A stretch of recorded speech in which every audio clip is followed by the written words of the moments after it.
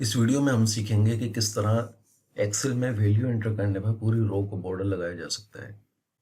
सबसे पहले हम उन सेल्स को सिलेक्ट करेंगे जहां पे बॉर्डर लगाना है। मैं यहाँ पे AH और 10 रोज और AH के कॉलम को जो है वो सिलेक्ट करता हूँ।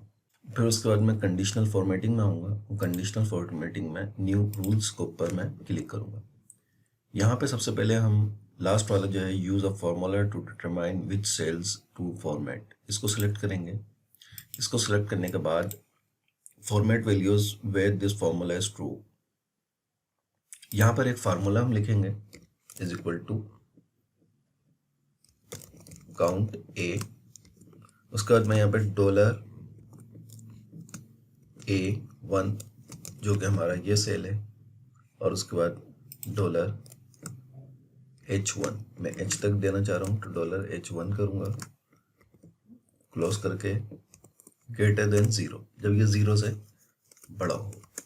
ठीक है, जब ये फार्मूला यहाँ पे अप्लाई होगा, जैसे ये फार्मूला ट्रू होगा तो ये फॉर्मेटिंग अप्लाई होगी। फॉर्मेटिंग में इसको देता हूँ बॉर्डर, बॉर्डर में आउटलाइन यहाँ पे दे रहा हूँ ताकि इसके चारों तरफ बॉर्डर लगते हैं। ओके करते हैं, यहाँ पे भी ओके करते हैं। अब हम इस एरिया में कुछ टाइप करते हैं।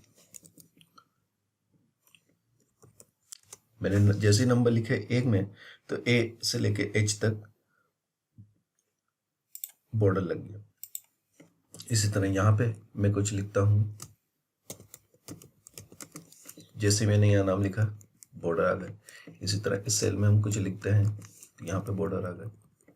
यहाँ पे हम कहीं पे भी कुछ लिखेंगे 10 रोज तक और AH में तो वो बॉर्डर्स अप्लाई होते रहेंगे। और यहाँ पे 11 पे हमने लिखा, 11 पे नहीं हुए।